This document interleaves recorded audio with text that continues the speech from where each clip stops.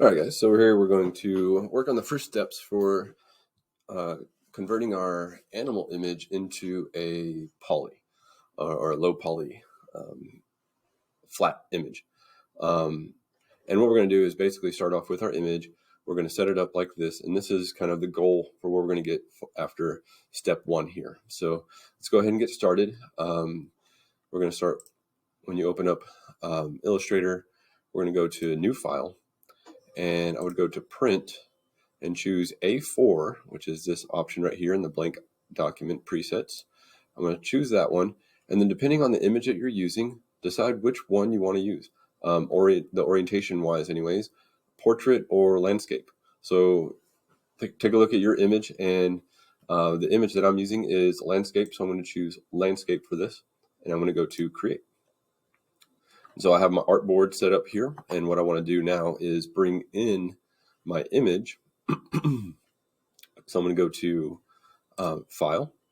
I'm going to go to Place. I'm going to find my image, and I have this goldfish image already saved in my network account here. And I'm going to go to Place. Now I have a free reign to where I can place it, so I'm going to place it right here in the middle. And with my selection tool, normal selection tool, I'm going to hold Shift and drag this corner up, and this corner, this corner down by the anchor until it snaps to the edges here. If it's not snapping to the edges, then what we're going to do is go to View and make sure you choose Snap to Point, Snap to Glyph. We're going to show the grid, and we're also going to Snap to Grid. So now I've got this all ready. It's ready for resizing my artboard now. My image is here, but I have extra artboard hanging off. So I'm going to use my artboard tool, and I'm going to drag this and snap it to the edge of the image so it's nice and snug there against that picture. This one doesn't have a background to it, so the way that this one's going to be completed is a little different than some of the others. We'll get to that later, though. All right. Now, over here in the Layers panel on the far right, I'm going to click this. I'm going to rename this Layer 1. I'm going to rename it to Image. And while that's selected, I'm going to go to Properties. And on the opacity, I'm going to change that to 50. So I can see through it just a bit. And I'm going to lock this layer. And I'm going to create a new layer down here at the bottom. If I hover over it, it says Create New Layer. Click on that. This one, I'm going to double click on it and put Polys. This is going to be the layer I'm going to be doing most of my work on. And we're going to be doing this with a pen tool. So I'm going to go to Properties, and I'm going to go to Pen, or P on my keyboard. And for this one, I'm going to turn the fill off of the pen tool.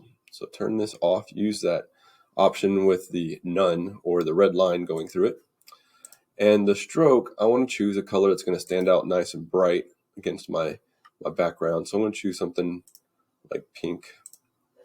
And I'm going to begin to outline my whole object here. So I'm going to do the whole outline first, then I'll go through and start to fill in some of the body parts and different parts of the fish later. So as I start to drop these points down, it's going to snap to the grid, which is handy because I don't want to get too detailed. It's supposed to be low poly, and so if it doesn't exactly match up with the profile, that's okay, but you're going for the closest snappable point to the profile. So I'm going to go around the edges here, and I'm not making my points too far apart, because if it's too broad, then I'm not going to see the details of the animal. So I'm going to start snapping away every few little grid points. I'm going to add a new dot. And so I'm going around just the whole perimeter of the fish here.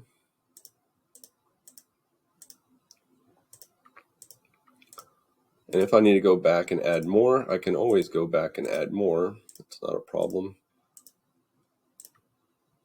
but you definitely want to start off with a good foundation. So I'm adding these points all the way around using the pen tool and mouth, cut it off. It looks kind of weird.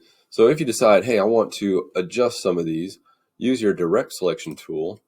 And if you zoom in, you might be able to, I want this to look more like a fish mouth. I'm going to extend this out a little bit more like that.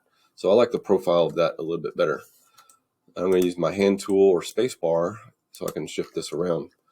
Now I'm going to go back to my pen tool and I'm going to start dividing off the different body parts and major sections of my object here, my animal, in this case, the fish.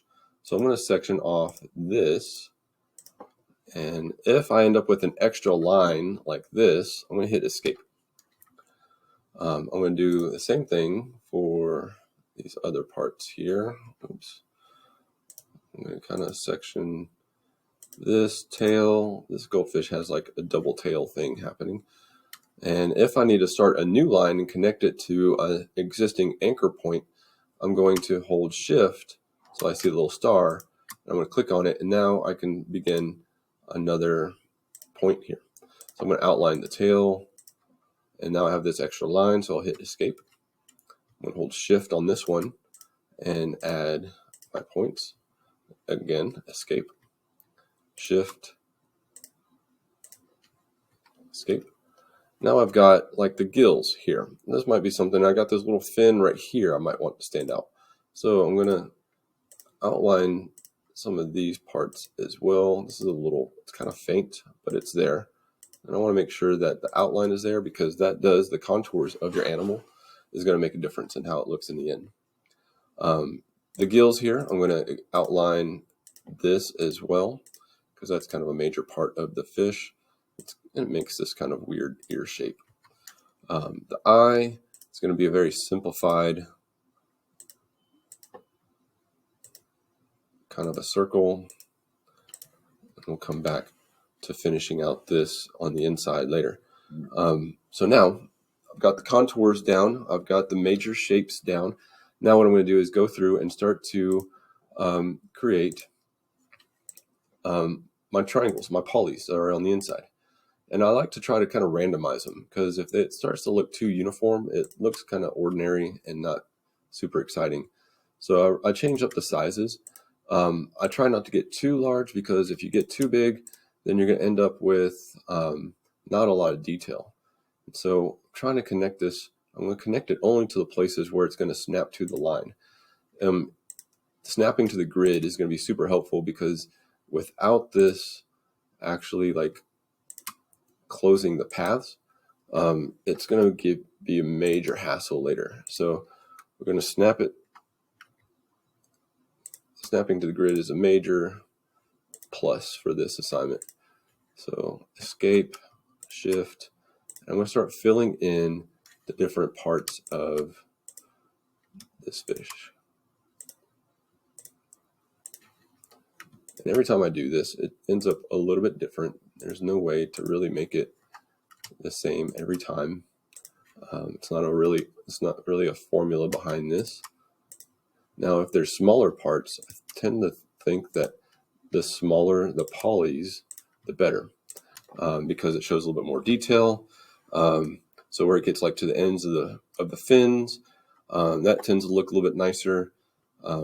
Bigger, where there's scales, like smaller scales to larger scales in this case, that tends to be a little bit better to kind of size your polys according to the objects that are behind them. So I'm going to continue this and then come back and start to wrap up some more of this fish.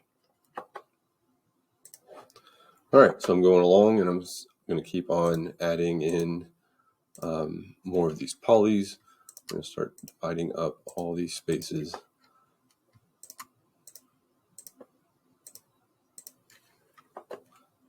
I'm going to continue working on this. All right, so you'll continue until you end up with a finished, completely outlined poly